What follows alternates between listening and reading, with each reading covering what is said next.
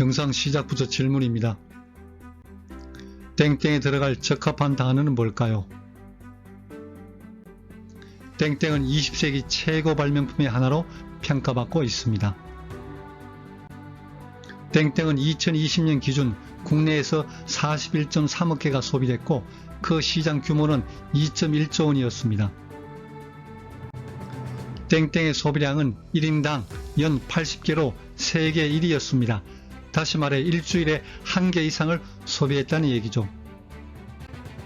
때문에 한국인이라면 누구에게나 땡땡에 얽힌 추억과 이야기 한 토막이 존재할 정도입니다.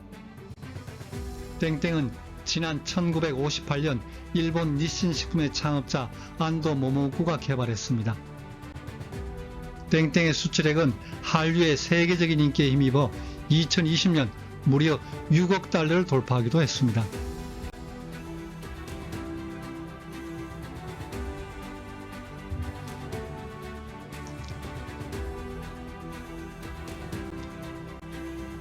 안녕하세요. 창의적 파괴입니다. 앞서 질문 드린 이게 뭘까요? 아마 많은 분들이 이미 정답을 떠올렸을 겁니다. 그럼에도 아직 잘 모르겠다는 분들이 계실 겁니다. 결정적인 힌트 하나를 사진으로 보여드리죠.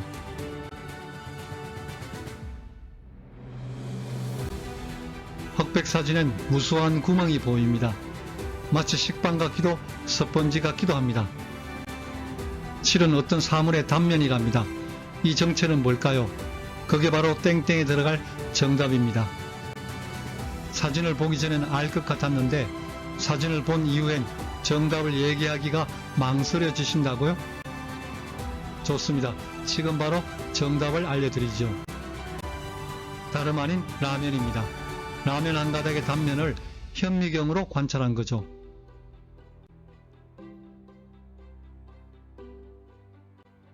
라면 즐겨 드시나요? 오늘날 우리가 즐겨 먹는 봉지라면은 이사장으로 재직하던 신용조합이 파탄하면서 하루아침에 알거지가 된 한 사내가 개발한 발명품입니다. 사연의 주인공은 안도 모모우쿠. 이후 그는 인스턴트 라면 발명으로 전세계 식문화를 바꾸었죠. 48세라는 늦은 나이에 재출발해 사업 재기에 성공한 안도는 말합니다. 무일푼이 됐을 때 잃은 건 재산뿐, 그로 인한 경험은 피와 살이 되어 몸에 배었다 라고 생각하면 새로운 용기가 생긴다. 경제적으로 궁지에 몰린 그는 이전부터 관심이 있었던 봉지라면 개발에 착수합니다. 라면 개발의 처음, 안도는 5가지 충족 요건을 설정합니다. 오늘날의 봉지라면은 이를 처음 개발한 사람이 취지를 충족하고 있는 걸까요? 얘기를 봉지라면 개발 시점으로 다시 돌립니다. 당시 안도에겐 돈도 노하우도 인력도 없었습니다. 자택들 모퉁이에 흐름한 창고 하나를 세우곤 안도 혼자서 면 연구를 시작하게 되죠. 우리가 잘 알고 있는 구글, 애플, 아마존, 휴렛패커드 등등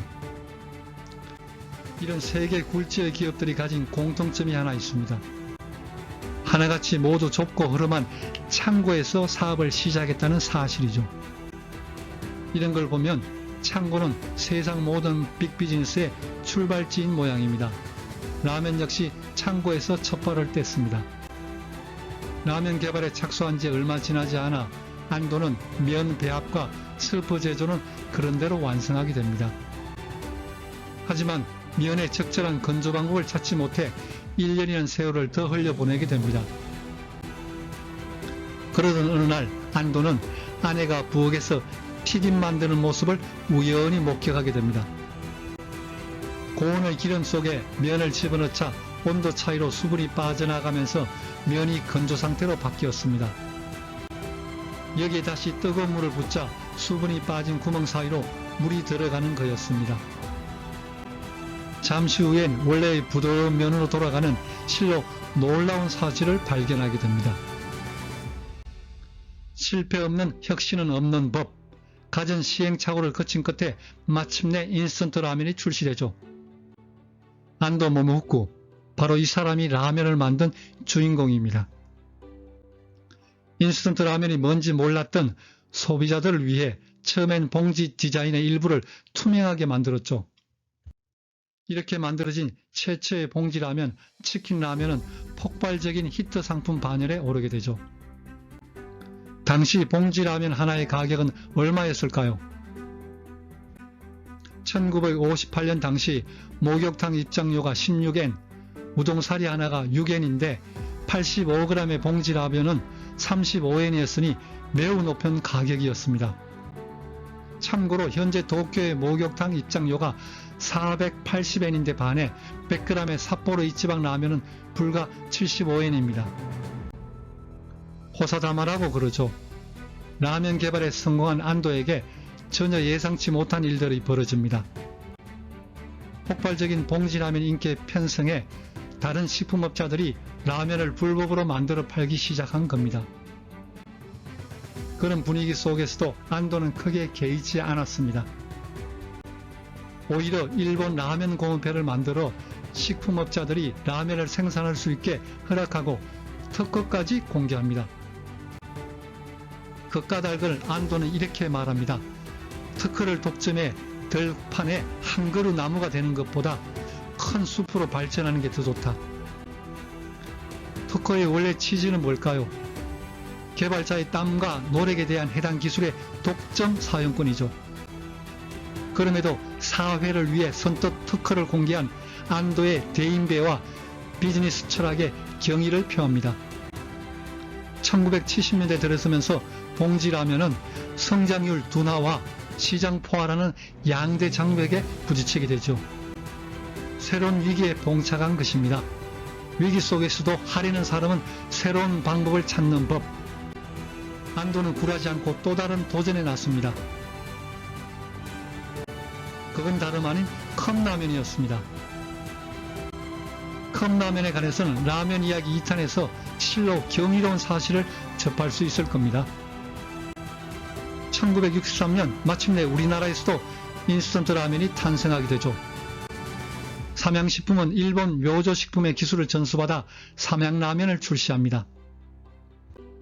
두 봉지 라면의 디자인은 어딘가 묘하게 닮아있죠. 엄격하게 지적하면 도용, 좋게 해석하면 벤치마킹입니다. 거침없이 전세계로 뻗어나가는 한류에서 보듯 인스턴트 라면에서 이제 대한민국은 세계 최고가 됐습니다. 안도는 생전 이런 말을 남겼습니다. 음식은 맛있더라도 뒤에 실정이 나서는 안 된다. 오리지널만을 정성껏 팔아라. 사람의 마음을 사로잡을 수 있는 상품을 만들어라. 라면을 팔지 마라. 음식 문화를 팔아라.